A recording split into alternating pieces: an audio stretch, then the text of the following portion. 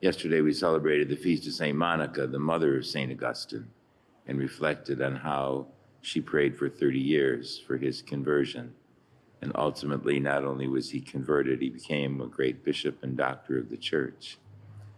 God does wonderful things in his own way. He calls people to lives to follow him. Many times we resist, but ultimately, hopefully, God brings us to himself.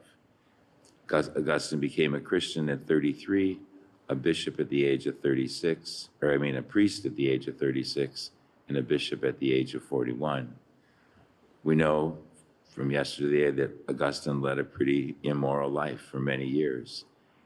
And his mother continued to pray for his conversion, and it was through his encounter with St. Ambrose, who was a bishop in Rome, that he began to explore Christianity. And once he did, he became totally involved with it. The scriptures, the lives of the saints, he just became so filled. There's, in the Confession of St. Augustine, it's a beautiful book if you ever get time to read it. And he talks about his conversion to the Lord. And there's one quote in it that I have always liked, and I think it says a lot to us.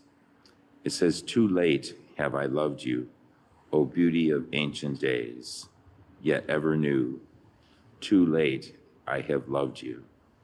And behold, you were within, but I abroad. And there I searched for you.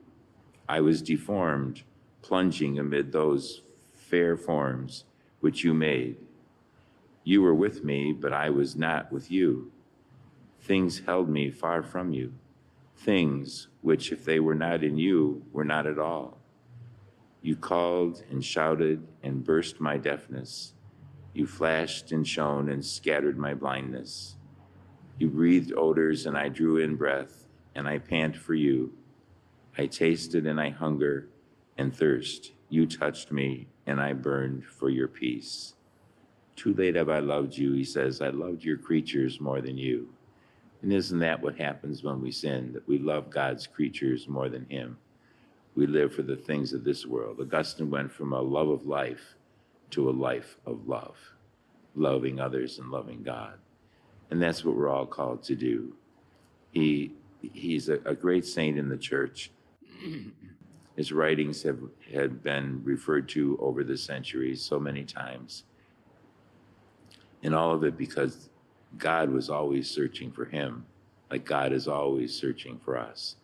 And we just need to turn to him and embrace him.